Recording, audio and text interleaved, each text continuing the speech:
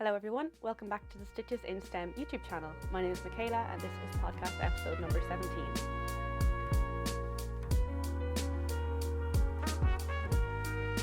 First of all, Happy New Year. This is my first podcast episode of the new year, but I did post a video earlier in the month about my highs and lows of 2024 in knitting, so if that sounds like something you're interested in, please feel free to go back and watch that one. But if you are just here for the podcast episode, that is also fine and you're very welcome. I have a lot to say today, so if you like long episodes, this one is for you. I have a good few finished objects, which probably isn't surprising considering how many whips I had on the go just coming up to Christmas and over the Christmas holidays.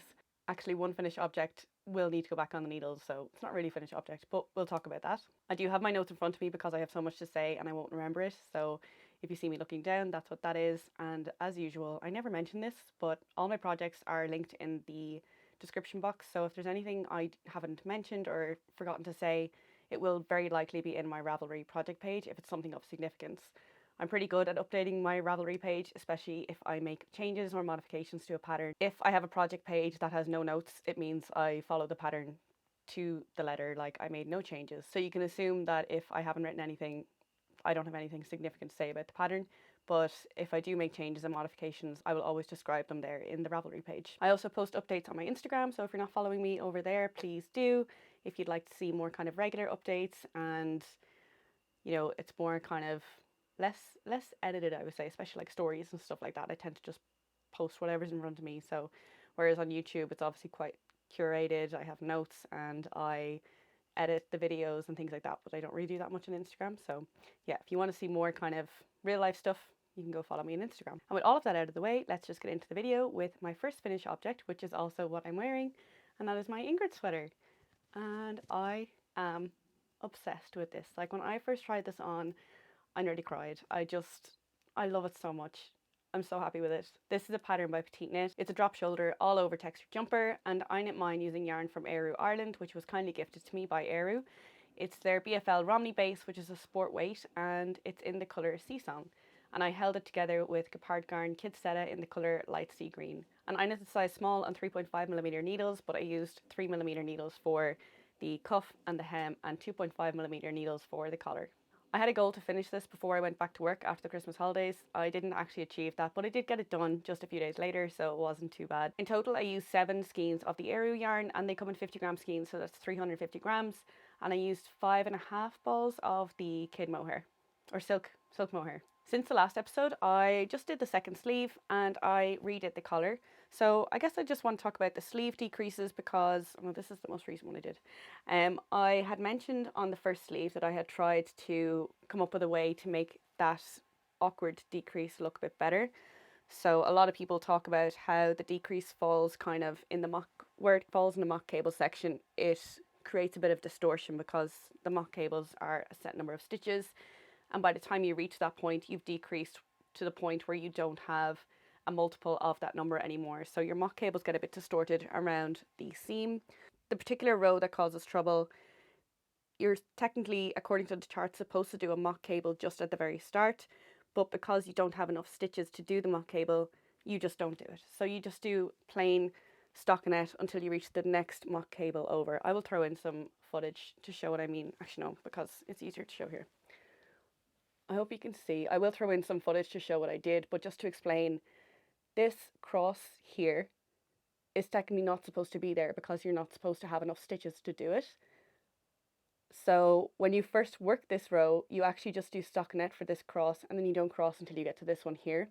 So that's what I did, but then on the next row, I actually decided to ladder down and cross the stitches myself as an actual cable. So these are mock cables, they're not real cables, they're not done with a cable needle, there's no actual crossing of individual stitches, but that's what I decided to do on this one. And that was the first sleeve I did, and I thought that I was onto something. It just looked a bit messy and that maybe I could try and do it neater for the second sleeve.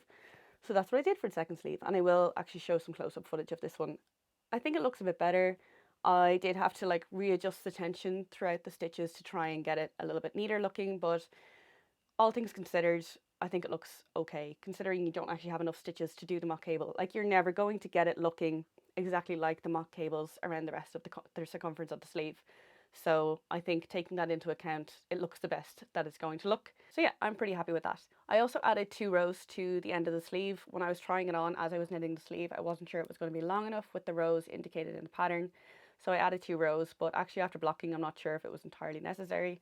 They are quite long. I'll again show some footage, or maybe I'll stand up. They are quite long. As you can see, they kind of, I prefer mine to be even just a centimetre shorter, but they're not annoyingly long. They're not going to get in the way. And if I do need to pull them up, I can kind of just, you know, do this and then it's fine. If I, for some reason, decided to cook or clean when I have this jumper on, which I probably won't, I would just roll up the sleeves and they would be out of the way. So yeah, it's really not such a bad thing. When I first tried it on, I did worry that it was too long and I would have to redo it, but I've convinced myself that it's fine and I'm happy with it. And it didn't take too much convincing, to be honest. I just really love this jumper.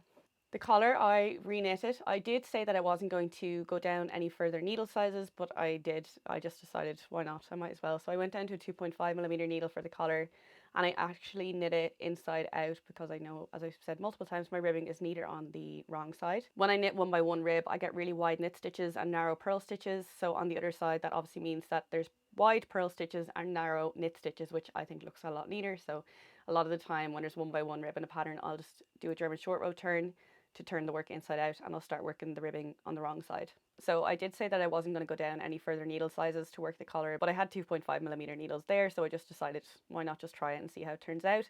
And I'm really glad I did, because even at this smaller needle and making an effort to knit tighter as I was, I'm still not getting that stiff funnel neck that I had kind of aimed for when I set out on making this pattern. But I am realizing that my yarn combination is probably a little bit too lightweight for that style. So I think if I wanted that funnel neck, I think I would have needed like a denser yarn with a tighter gauge, something quite stiff, whereas this is not stiff. It's actually got some lovely drape to it. So even if it did have a funnel neck, I don't think it would stay up. It would kind of flop around the place and not look great. So I'm really happy with how the collar turned out now. Because I worked the collar inside out, I had to adjust how I did the eyelets. So I originally forgot that I was knitting inside out, and I just did the eyelets as set out in the pattern, and I realized that they looked awful on the other side because they were looking like little purl bumps, and they are created by slipping knit stitches over each other.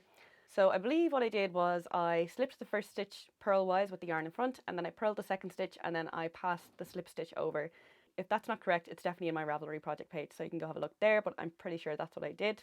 I posted a photo of this jumper on my Instagram as a whip when it was still a whip, and someone commented and asked if a DK weight yarn would work, and I absolutely think that it would. So the pattern recommends a bunch of different yarns, and they actually range in weight from, they're all held with a mohair, but they range in weight from fingering to a DK. So Issayer Jensen is one of them, which is a fingering weight, and that's recommended to be held with a silk mohair, going up to Double Sunday, which is a DK weight, again held with a mohair, and I'm holding a sport weight with a mohair, so exactly in the middle, and I'm really happy with that choice. I love the gauge of mine. I think any denser and it would be too warm for our climate. Like, I don't need a heavy DK Norwegian wool held with a mohair jumper. It'd just be too warm for me. We very rarely get weather that cold that I would need that much warmth, and I wouldn't get as much wear out of it if I had knitted in a heavier yarn. So I'm really happy with the gauge of mine. Having said that, just by the nature of this yarn, it's quite toothy and rustic. It holds a lot of warmth, and again, coupled with the mohair, that's just elevating that warmth factor. So I think I struck the perfect balance in terms of the gauge and the yarn, just to get that warm and cozy jumper without being suffocating. So I am absolutely over the moon with my yarn choice, with my gauge, with the pattern choice for this yarn. Just everything worked out so well for me. I honestly thought the eyelets were just for decoration purposes, and they definitely are just for decoration purposes, but I can actually feel a draft through them, which is really interesting. It's such a warm and cozy jumper, and then you get these drafts of air sometimes through the eyelets, which is really nice. I just didn't expect it. I honestly thought that they wouldn't do anything, but I can definitely feel a bit of movement through, like even when I'm swinging my arms back and forth, I can feel movement through the sleeve, which is really nice. I've gotten a ton of compliments on the colour, and it's just really interesting because when Eru reached out to me and asked if I would like some yarn for a project, I was thinking the Ingrid Sweater, and I thought I would prefer it in a neutral colour, and they have two kind of neutral colours. One of them is called Bambi, and it's kind of a tan kind of colour, and I've actually used that before. And the other one is I assume it's undyed, but it's just a cream. And I didn't really want it in cream. And I was thinking, if I've already worked with the Bambi colour, I think it would look beautiful in the Bambi colour, but because I had already worked with that one, I kind of wanted to do something different. And in my head, I thought it would be nicest in a grey. I know it's hard to believe now, but in some photos online, this colour actually does look less saturated and a little bit more grey. And I knew it was blue. I knew it was going to be like, I didn't think it was actually grey, but I was like, maybe it's muted enough that it will look like a very desaturated blue, almost a grey. So that's why I picked this colour. In reality, it definitely is a bit more saturated than I expected, but I am absolutely fine with that. As I said, I've gotten a ton of compliments on the colour, and I can see why. I actually think it's quite a unique colour. I know this colour exists, obviously it's seafoam green, but I've never worked with it and I don't see a lot of people knitting with this colour. I will show the blocking footage. I think the whole time I was knitting this, I was motivated by seeing the pre and post blocking footage side by side, because I knew it would just transform with blocking because of all the mock cables and the ribbing and everything. First of all, you can see that it actually grew a lot in length, and you can maybe see why I decided to add those 2 extra rows to the sleeves. Like, they were quite short. I didn't expect them to grow as much as they did, but I think with the ribbing and the mock cable kind of opening up with blocking, that's obviously going to drop the shoulder seam a bit more, which will result in the sleeve being longer. I don't think it actually grew lengthwise. I think it's literally just a result of the shoulder seam dropping further with blocking as a result of this ribbing and the mock cables kind of opening out up here. It also has a beautiful drape after blocking, which you can definitely see in the footage. Again, I don't think I would have gotten that kind of drape if I had used a denser yarn like Peer Gynt or Double Sunday, although I can definitely see the appeal in using one of those yarns for this project. Peer Gynt isn't actually one of the recommended yarns, but I think the feeling of that yarn would be beautiful for this pattern, and if you can make it work with the gauge, I think it would be a really, really lovely project to have, but that's neither here nor there. I took this off the blocking mats yesterday, and it's actually a weekend at the moment, but I am actually looking forward to Monday so I can wear this to work and tell everyone that I made it and show it off. I just love this project so much. I had a lot of fun knitting it. The knitting experience was just really good fun, and I wouldn't necessarily knit the project again for the project itself, but just for the process, because I just enjoyed that part of it so much. I would say this pattern is good for an adventurous beginner. The sleeve decreases are the only kind of confusing bit of the pattern because they're not described in as much detail as I think they should be, especially for if somebody was tackling this as a beginner or an adventurous beginner. Having said that, there are a ton of projects on Ravelry with really, really helpful notes about different ways to tackle the sleeve decreases. So there is plenty of resources out there, and if you want to give this a go, you won't be stuck. I made this pretty much exactly to pattern, except for those 2 extra rounds in the sleeve, which again, I'm not sure were entirely necessary. I usually have to modify the length of the body and sleeve with petite knit patterns. I always feel like they're a little bit too long for me, and this is definitely longer than any other jumper I own, but I am happy for this to fill the gap of that oversized, longer sleeved, longer body jumper in my wardrobe, because I don't actually have one like that. If I made it again, I honestly wouldn't change anything about it. I'm just really, really happy with this, and yeah, I love it. And I think it's not my first finished object of the year, but it's my first finished garment, and hopefully the rest of my garments this year go just as well as this one.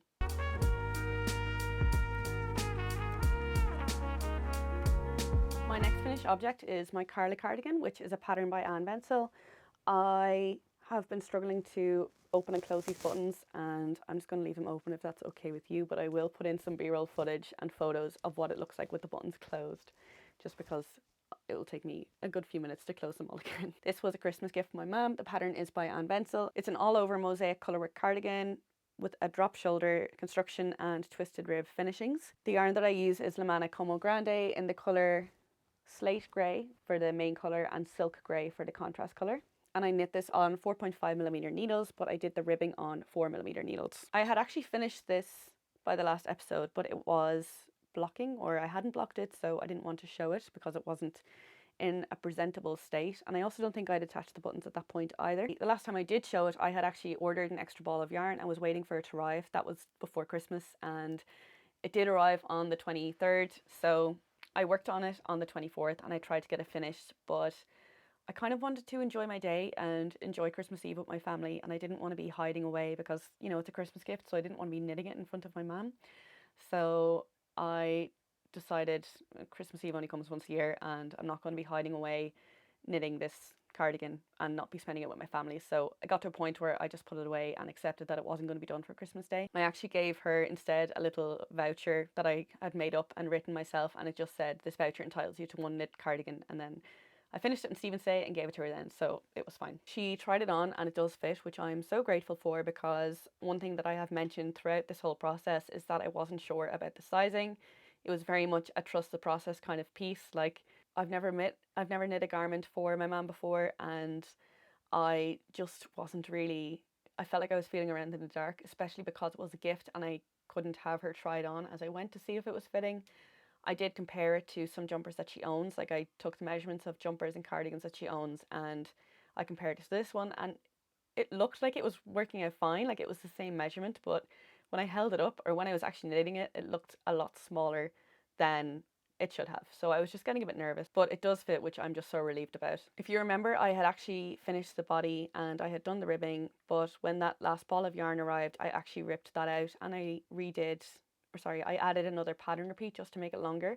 And I'm really glad I did, because it's the perfect length for my mum. It's definitely a little bit too long for me, but for her preference, it fits the bill. So that's the important thing. I decided to stop being lazy and I just did up the buttons. I used 8.5 balls of the grey colour and just under 2 balls of the cream colour. The recommended yarn is actually Lavelier Eco Soft, which is a very similar meterage to this one. So the Eco Soft has 125 meters and 50 grams, and this one has 120 meters in 50 grams. So very similar, except that the pattern recommends you also hold it with Lavelier Tvini, which is a lace weight yarn, I believe. So that would add a small amount of bulk to the stitches, but I'm quite happy with my choice to just hold this one by itself. I did get gauge with the yarn and on the first go as well, which is very unlike me, and the density of the fabric is really nice. It's not too open, it's not too stiff, so I'm really happy with the yarn choice for this.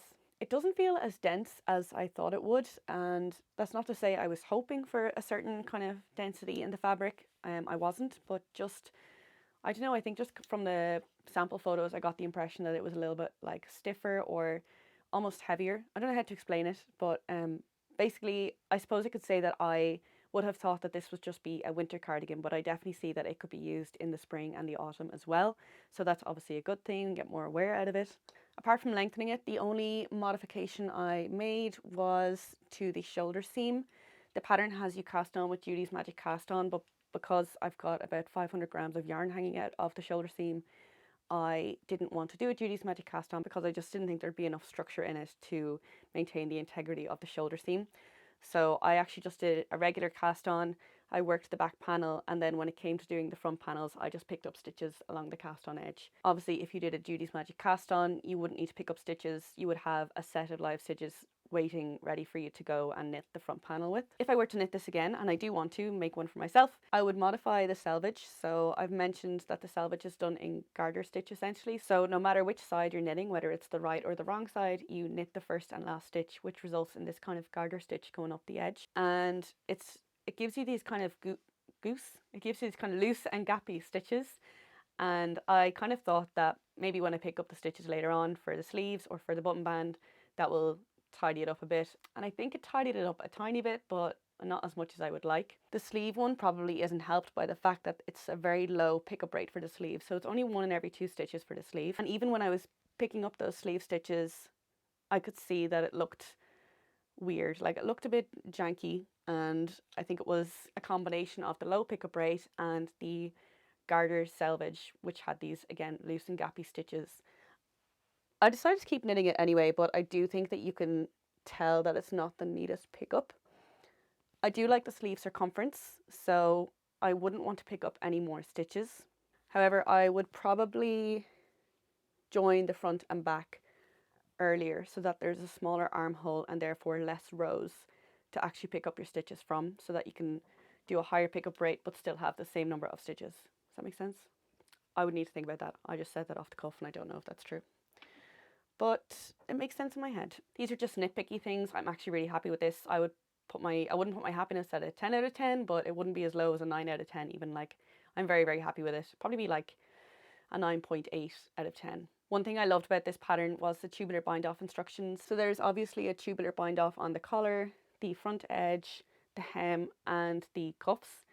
and each one has a separate set of tubular bind off instructions in the pattern. So it doesn't just say do tubular bind off and then you have to go and look up a YouTube video on how to do tubular bind off. There are written instructions for how to do the tubular bind off for the collar, how to do it for the front edge, how to do it for the hem, how to do it for the cuff, because obviously some of them are worked flat, some are worked in the round, so it tells you specifically how to do each one, which I really liked. I just think it's a nice little detail. It means you don't have to refer anywhere else when you open this pattern to make the cardigan. Everything you need is in the pattern, at least for the tubular bind off. I don't think I had to look up anything else either. So yeah, that was one thing I really liked about it. This is my first time knitting a pattern from Anne Bensel. I like her design, so from the positive experience I had with this one, I'd be open to having a look at some more of them. This one did have a bit of a weird size range in that there's only 5 sizes and there's just weird differences between the bust circumference of each size. So the size between size 1 and 2, the difference in bust circumference is 15 centimeters, or what's that in inches? About 6 inches.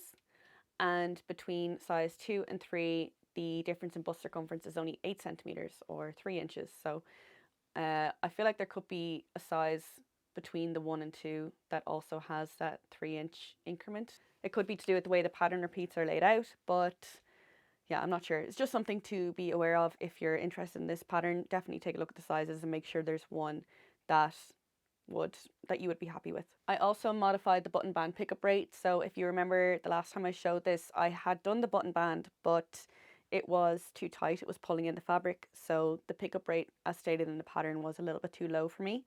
I had actually ripped out the button band, but from the pickup edge, so not from the cast off edge.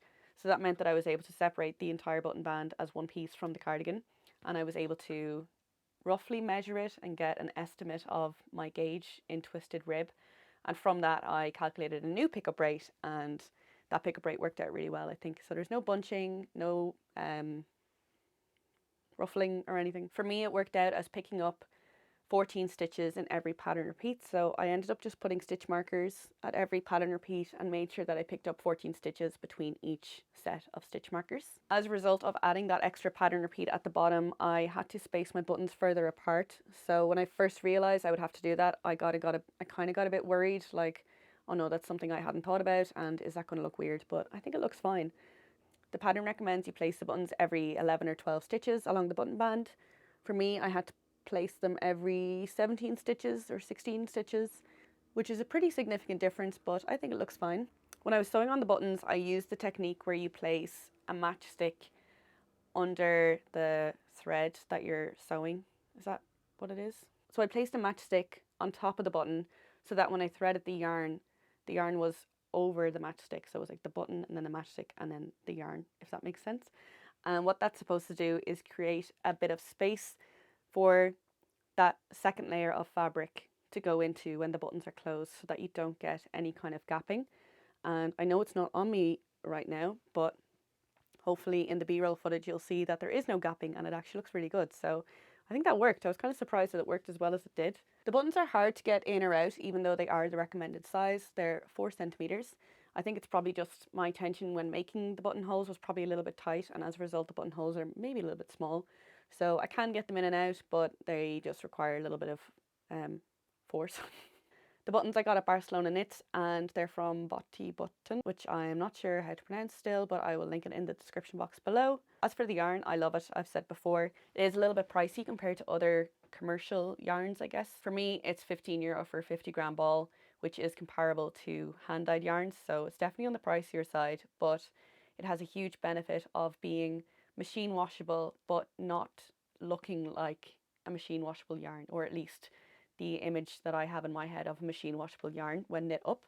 To me, it looks kind of rustic because of the kind of fuzziness that it has, and that's not something that I would associate with a machine washable yarn. Whereas some commercial superwash or machine washable yarns they're incredibly smooth and they have amazing stitch definition, but it's just not what I was looking for with this project. So I'm really happy that I got the best of both worlds in that it's machine washable, but it looks the way I wanted this yarn to look. So yeah, love the yarn, love the pattern, and more importantly, my mum loves it.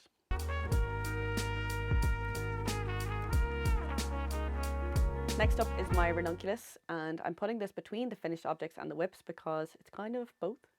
This is a pattern by Midori Hearsay, and the yarn that I'm using is Suec Whisper Lace in the colour 133. And I knit this on 6mm needles, and I did the ribbing on 5mm needles. This was a stash busting project for me, so not something that I was super passionate or enthusiastic about, but I do like the pattern and I was looking forward to having it in my wardrobe anyway. Since the last episode, I picked up and finished the second sleeve and bound it off and wove in the ends and blocked it. Yeah, so it's finished.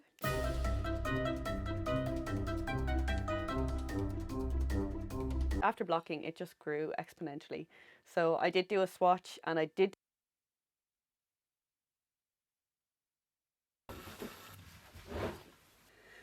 Okay, so I have realised that my microphone died about an hour ago and I didn't notice. So I have recorded the last hour of footage and it has no sound at all. So I have to re-record. So that's why the lighting probably looks drastically different, because it's gotten a bit darker in the last hour. So I don't obviously have a microphone now, so I hope the audio is okay.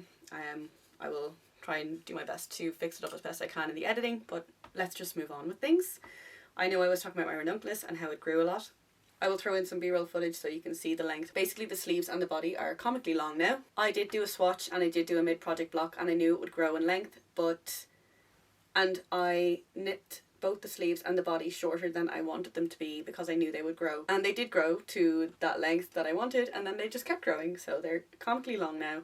And it's just not something that I'll be able to wear or style in my wardrobe, so it's going to go back on the needles, which is unfortunate. I briefly debated gifting this or donating it, but honestly, if I'm not happy with the quality, then I don't think it's fair to impose it on somebody else. So I'm just going to, and I do want to own it. I actually do like the style, which is funny because when I started this, I didn't love the pattern. I kind of cast it on just to see what the hype was all about with the ranunculus, and I still don't get the hype, to be honest. I don't understand the hype, but it is a nice pattern. Like, I will wear it, I'll enjoy it. Yeah, so I think it's worth fixing, but it's just like in my head I had put it in the FO box and I was like, let's finish object, tick it off, great, we can move on and forget about it, and now I have to put it back on needles, and that just takes a bit of mental adjustment. I usually don't mind having to redo sleeves or bodies or whatever it is, but most of the time it's with a project that I'm really passionate about and that I am excited to have in my wardrobe. This, it just doesn't fit that bill, so I don't have the same enthusiasm for it. The upside of that is that past MacLeod didn't think this project was worth doing a tubular bind off on, so I just did a regular bind off, which is obviously a lot easier to unpick than a tubular. So that's obviously a benefit of not being as enthusiastic about this project as I am about some of my other projects. So hopefully by the next episode this will actually be done and I'll be able to wear it.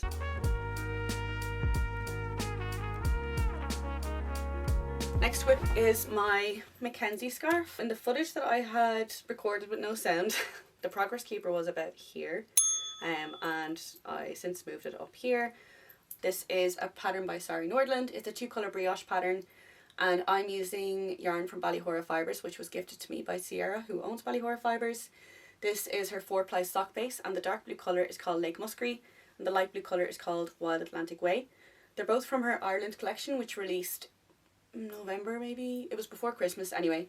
But if you like these colours, she is doing an in-stock update of the overflow from that collection on the 17th of January, I believe, which hopefully I will get this video up before then, so it won't be too late to grab those colours. She said it was one of her best-selling collections, if not her best-selling collection, and I can see why. The colours are just beautiful, and obviously as someone who's born and raised in Ireland, it feels so nice to see these colours that represent my homeland. I feel a bit sentimental about this collection, so definitely recommend going to have a look at her website if you're interested in seeing some of those colours. With this scarf, I wanted to get this third stripe done before I went back to work after the Christmas holidays, and I did in fact achieve that, so that's great. I also didn't make any mistakes in the third stripe, so I had mentioned that in the first and second stripe I had made some mistakes with the increases and decreases, and by the time I noticed I was so far gone I wasn't able to fix it, so I just left it.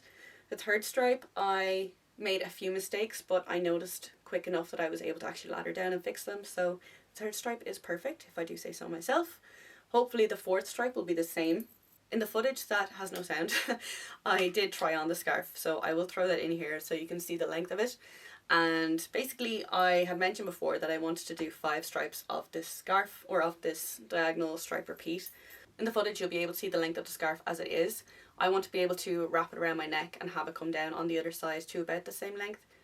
I think adding a 4th stripe will be able to bring it around my neck to maybe about my collarbone here, and then the 5th stripe will obviously add the length to bring it down to my waist or hip or whatever it might be.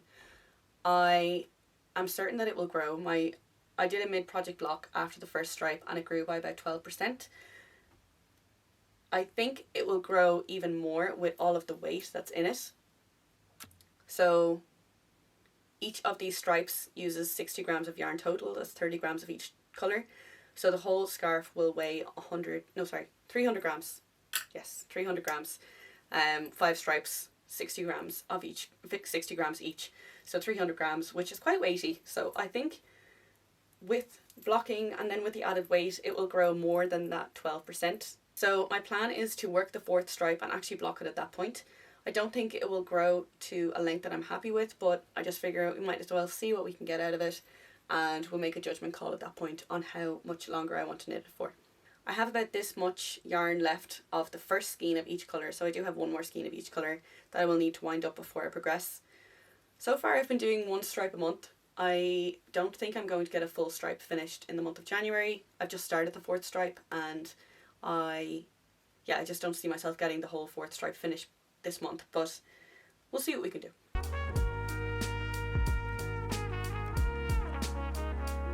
I've seen podcast episodes where people have said that, you know, they didn't realise their camera wasn't recording or the microphone wasn't recording, and now they have to re-record it. And I was like, oh, that must be so annoying. And I can tell you it's 10 times more annoying than you think it is, because I can't remember what I said. The next whip is my summer camp socks, which is a free pattern by Jill Zielinski. This is probably my favourite free pattern I've ever used. It's a 3x1 rib with these sporty kind of stripes at the top. The cuff is in 1x1 rib though. And I have made these before. My last summer camp socks actually turned out too big after blocking, so they were fine when I was knitting them, but they blocked out quite large to the point where I can kind of only wear them as house socks. Incidentally, I am actually wearing them right now. They are very comfy, but I'm hoping that these ones I'll actually be able to wear under my shoes. I have finished the first sock, as you can see. I just need to weave in the ends. The second sock, I'm working through the gusset decreases. In the last episode, I talked about undyed patches in this yarn. If you missed it, I basically talked about how there are patches in the yarn where the dye didn't take, and the location of the undyed patches lined up with where the ties were on the hank. And from reading online, it seems that the undyed patches can happen when those ties are too tight and the dye can't just penetrate into the yarn. So I talked about that, and the comment section was really interesting. So some people said that the yarn is tied by the mill, so it's not the dyer who makes the ties, and therefore it's not the dyer's responsibility. Other people said that some dyers will retie those ties if they're too tight, and therefore it is the dyer's responsibility. I can only speak to my own experience, and that is that since starting using hand-dyed yarn, I've probably used about 30 to 40 skeins of hand-dyed yarn. Yarn from a homespun house is the only one I've ever used that had those undyed patches. And I have used other homespun house yarn, and they've all had the undyed patches too. So it is kind of a consistent thing with her brand. You can take from that what you will. I will show you that it does show up in very, very small areas. So obviously that's just one stitch there. It's not a big deal.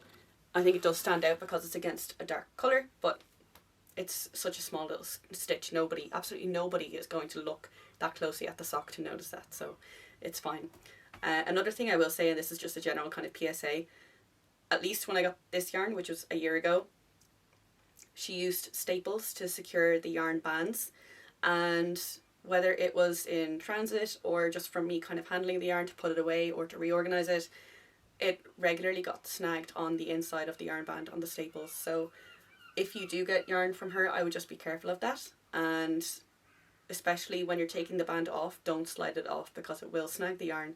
I actually cut the band, which seems a bit risky. Just obviously don't cut the yarn, just be very careful not to cut the yarn, but if you cut the band off, I think that eliminates the risk of snagging the yarn on the staples. A few people told me I should have contacted her, and seeing those comments reminded me that I actually did. So when I was talking about this yarn in the last episode, I was just looking at the yarn and looking at the undyed patches and being like, look at the undyed patches. And I didn't actually think back to the time when I had bought this yarn and, you know, how I approached it at the time, which was that I used the contact form on her website to send her a message to let her know from a quality control perspective. And nothing ever came of it. I didn't hear back from her, and I actually think the contact form is broken because I've seen someone else comment on her Instagram posts saying that, or on a recent post someone commented saying that they had contacted her in the contact form but they hadn't heard back, and did they get her message, or did she get their message? So I do think the contact form is broken. After I didn't get a reply, I also messaged her on Instagram. I think that must have gone into her requests and she didn't see it. I get messages into my requests sometimes and I don't get notifications about it, so that might have happened. As far as I understand, she's a one woman small business, and I know life is busy and work is busy, and I am extremely guilty of letting important things slip through the cracks sometimes, so I really don't lose any sleep over it. I honestly felt a bit nervous bringing it up in the last episode because I didn't want to be shedding any negative light on a small business. It's just not something I took pleasure in doing, but at the same time, I always talk about the positives on this channel, like whether it be related to a yarn or a pattern, I'll always talk about the good things. And with patterns, I regularly talk about things I don't like about them as well. So I'm also aware that I get yarn for collaboration purposes, and because of that, it's really important to me that you guys see me as being honest and transparent, which is what I really try to be. And it wouldn't be honest and transparent of me to not mention these things about the yarn. So I don't think I could sit here and not mention those things that I've noticed about the yarn, and then at the same time expect people to be able to trust when I'm saying good things about yarn that I've received, for example. I just don't think those things go hand in hand, so that's why I brought it up. I'll just end this by saying that I am just one person, this is just my experience, and there might be 99 people out there who have had a very positive experience with her yarn, and if you are one of those 99 people, please do let me know in the comments so that I can change my perspective of things. And if you're not one of those 99 people, I would also like to reiterate that I bought this yarn a year ago and she could well have improved things by now. So, you know, there's a lot of things to consider if you want to buy her yarn, and she does have gorgeous sock sets. That's another thing you should consider. I also mentioned on Instagram, and this isn't a complaint, it's just an observation, that the socks are different colours. I'll cover my face so it focuses. So I put this on my story and I had a few people message me and tell me that it's normal. Again, I can only speak to my own experience, and I've only ever had this happen with one yarn before, and it was a hedgehog fibre skein. The other homespun house yarns that I've used have not had this kind of discrepancy, so I don't think it's a thing related to homespun house. It's just this one skein, and it doesn't actually bother me. I think when I block them, that the colour will probably fade on this and they might match. So, but even if they don't, it's really fine. It doesn't bother me at all. I do love the colours, and actually that is a positive thing I'll say. It's obviously a highly variegated yarn, and I think the colours work up so beautifully in this yarn. There's no muddiness, there's no microstriping, there's no colour pooling.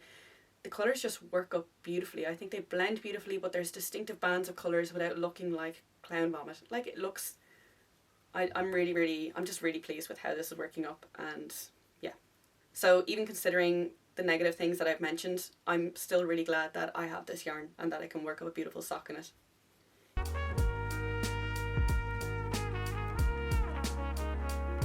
My next whip is my Levitate Wrap, which is a pattern by My Favourite Things Knitwear, and I'm knitting this in Mode at Rowan's Softest Alpaca, which was gifted to me, and the colour is ash grey. I had to think there for a second. I'm knitting this on 4.5mm needles, even though the pattern calls for 6. This is just what I got gauge on. And I'm also knitting the size 3. So since the last episode, I've joined under the arms and I worked a good bit at the body. When I joined it under the arms, the pattern basically said to work like 30 more rows in total, and I thought that was very little because it was just under my armpit, and 30 more rows would have made it super cropped. And I do want this to be cropped, but it was just too cropped. And I have mentioned in the last episode that my row gauge is tighter than the pattern gauge, so 20 rows in a pattern is 20 rows according to the pattern gauge is going to be longer than my 20 rows. So at that point I did get a little bit nervous, and I did a mid-project block and I aggressively stretched the wrap. I don't usually like to aggressively block things because I always feel like the yarn is eventually going to relax into a more natural kind of shape. But I just decided to see what I could get away with, and it did help a bit. It's still not meeting pattern gauge. I think it's like, the pattern gauge is 22 rows and my gauge was 26 rows, and I think I blocked it to about 24. So it's not quite there, but it was at a point that I could imagine myself finishing the body as indicated in the pattern and it actually being an acceptable length. The other thing is that it's actually quite hard to try this on and get a good estimate of the size because it's a wrap cardigan. So obviously at the moment the amount of ease or perceived ease in it depends on how tightly you pull the wrap over, the two wraps over each other, if that makes sense. You could obviously pull them further over each other and you get less positive ease, or you could open it up a bit more and you get more positive ease. Ultimately, I think there will be a set ease because of the way the ties are placed, but I could be wrong. I haven't read ahead in the pattern. I don't think it's going to be something that you can adjust, is what I'm saying. And the best way that I'm finding to get a feel for how much ease it's going to have is by the side seams. So she has you place stitch markers under the arms for the side seams. So I'm basically, whenever I'm trying this on, I make sure that those stitch markers are directly under my arms, and then I can place the wraps over each other in the way that they naturally sit, and I can get a feel for the amount of ease in that way. I was trying to decide what kind of fit I wanted, because as you can see there's a lot of variation in the Ravelry projects. Some people have it more oversized, whereas some people have it slimmer with like less positive ease, and I think I prefer the kind of slimmer fit as well, with a more open v-neck. I am happy with how it's looking so far, but I think when you add that double knit band, that will close up the v-neck a lot. I think I'm still going to be okay with that. It's a really hard pattern to kind of figure out what it's going to look like when it's finished. But yeah, I'm still enjoying it, and I'm sure it will turn out fine. So yeah, I actually think the length will be fine. If it's not, it is only 30 rows, so I can frog back, and I would adjust my increase rate in that case. So I would have it increasing less frequently so that I can add more rows without getting so much width in the wrap.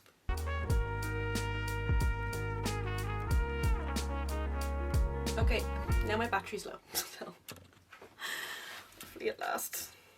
Not a good day for recording. Okay, my next whip is a new cast on. I mentioned previously that I wanted to make the field mittens with this yarn that I got from Barcelona Knits. It's from El Robledel de la Santa, and the base is the Mohairino Fino, which is, as the name suggests, mohair and merino. I think it's really, I like the base name, Mohairino. I like the way they combined the two fibres. So I wanted to make the field mittens by Camilla Vad, but I had heard not great things about the pattern, so I decided to look elsewhere for the motif that I could just sub into a mitten pattern.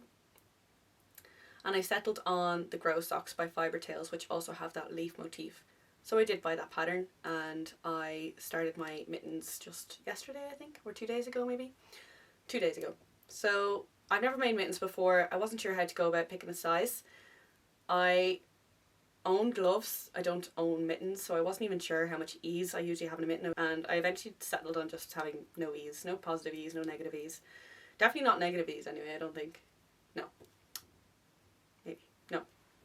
Anyway, so going back to the field mittens, these mittens are all over the place, and I'm pulling from a lot of different patterns, so I'm going to try and be as clear as I can, but all the notes are in my Ravelry page. I've been taking very detailed notes of this if you're interested.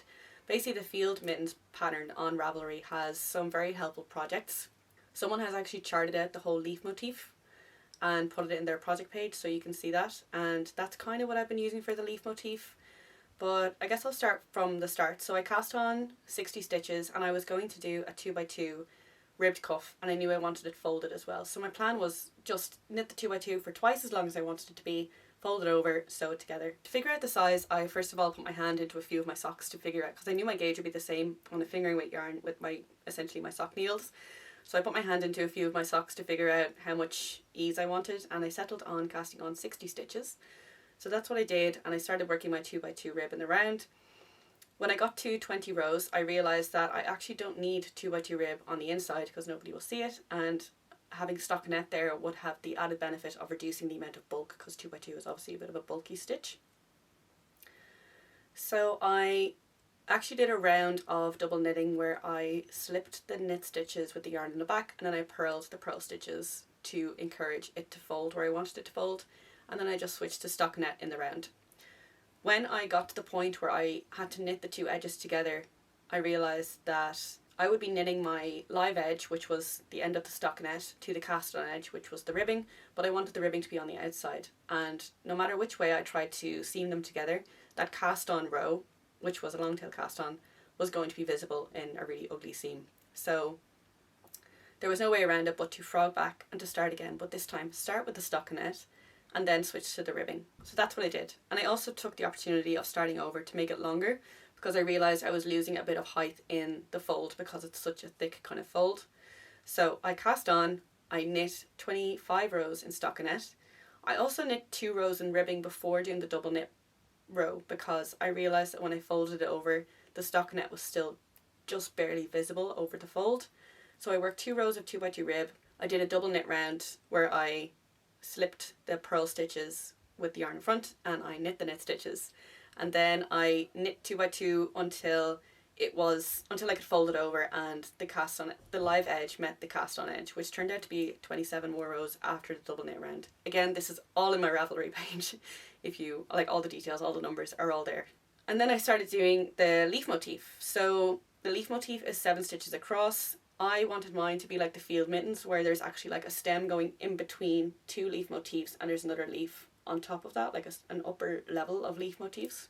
I counted for the 7 stitches in the leaf motif, then just a plain knit stitch, then the stem, which was going to be created by slip stitches, and then another plain knit stitch. So in total that's 10 stitches. So I knew that my repeat was going to be 10 stitches, which worked out really well because I had 60 stitches, so I could just do 6 repeats.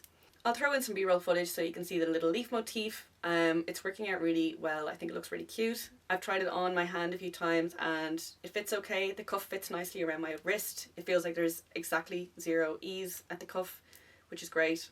I am hoping that the actual hand part widens out a bit, especially now that it's not ribbing anymore. Like obviously the ribbing is going to cinch it in a bit. So I'm hoping that now it will start to kind of widen out. I think around my palm it will be fine. I'm just kind of worried about where it starts to get bigger for my thumb. I know I will have to add increases for the thumb gusset anyway.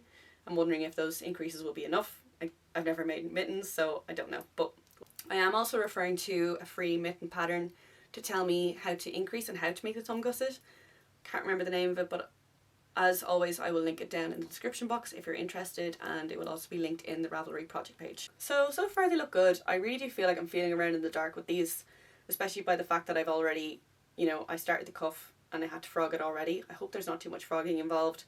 I'm just going to work one and take very detailed notes, and then hopefully the second one will go a lot faster.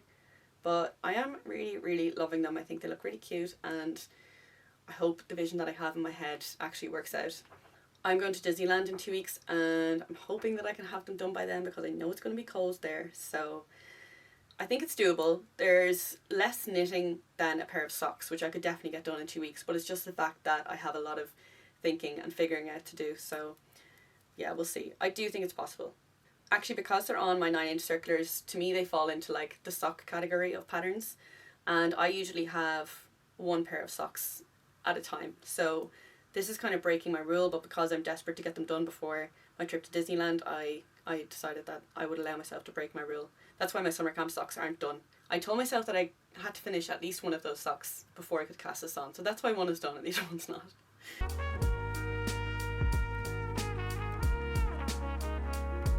Okay, my camera battery died, and as you can tell, it's gotten much darker outside since I've charged it, so it's fine. Everything's fine. We're on to acquisitions anyway, so we're nearly done. I have 1 yarn acquisition and it's from Explorer Knits and Fibres. So they had their monochrome collection early last year. I think it might have been February, and I fell in love with one of those colours, Avenoir.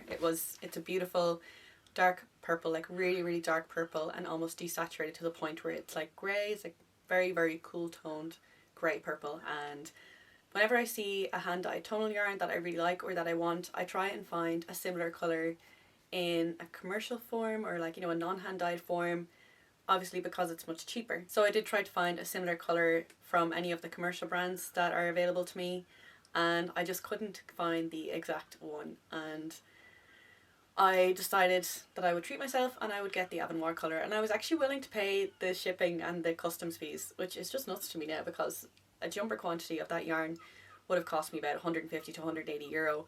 With the shipping and customs, it was adding up to like 320 euro or something like that, like nearly double, and it's just insanity. Like, it's a crazy amount of money. And the Irish customs officers, at least in my experience, they are always on the ball, so they just will never ever make a mistake or let something slip or anything like this. Like, I always end up paying the full and proper customs fee whenever I order outside the EU, so I would have ended up paying over 300 euro for 6 skeins of this yarn, which is just madness, and I was still willing to do it because I loved the colour that much. But the collection went live I think it was like at 2 a.m. Irish time, and I was like, I'll just get it when I wake up in the morning for work.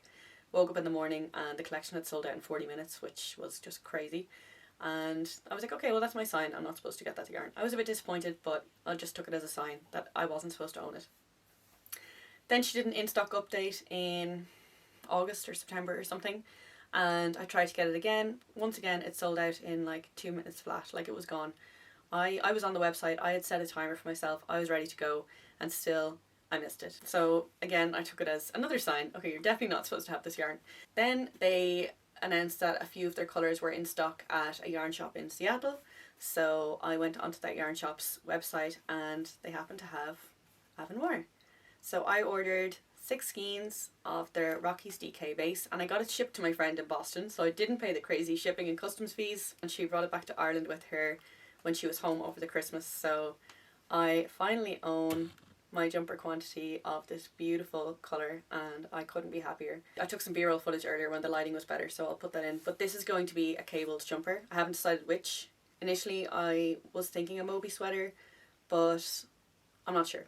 I would kind of like to try something from another designer, and yeah, probably won't be casting on anytime soon anyway, but I'm just really happy to finally have this colour in my stash.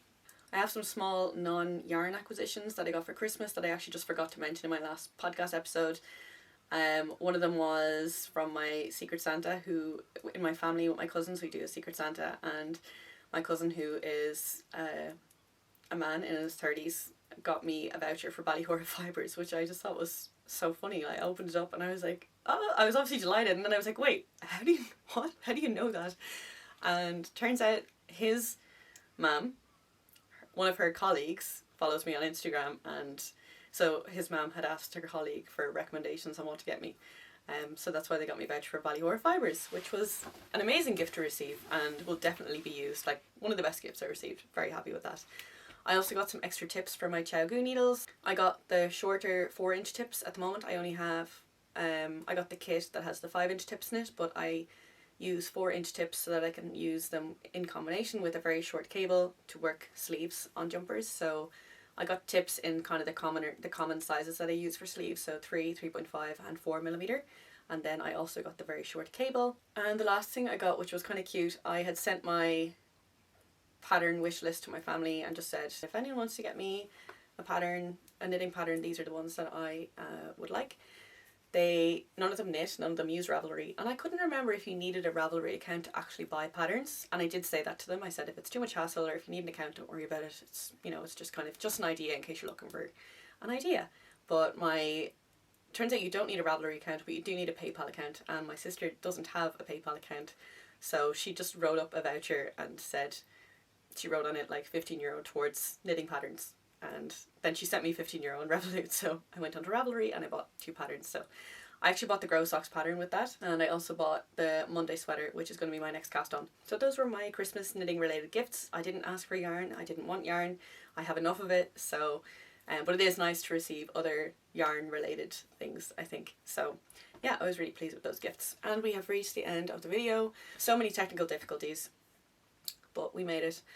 I remember there was one episode I recorded, I can't remember which one, maybe it was a good few episodes ago, and I think I was still getting the hang of my mic and things like that, and I had so many technical difficulties, and like my camera was dying and I lost footage, and I was like, you know what, at least I've learned from this experience and it won't happen again. And here we are. Today hasn't been as bad as that day, but it still was a bit of a headache.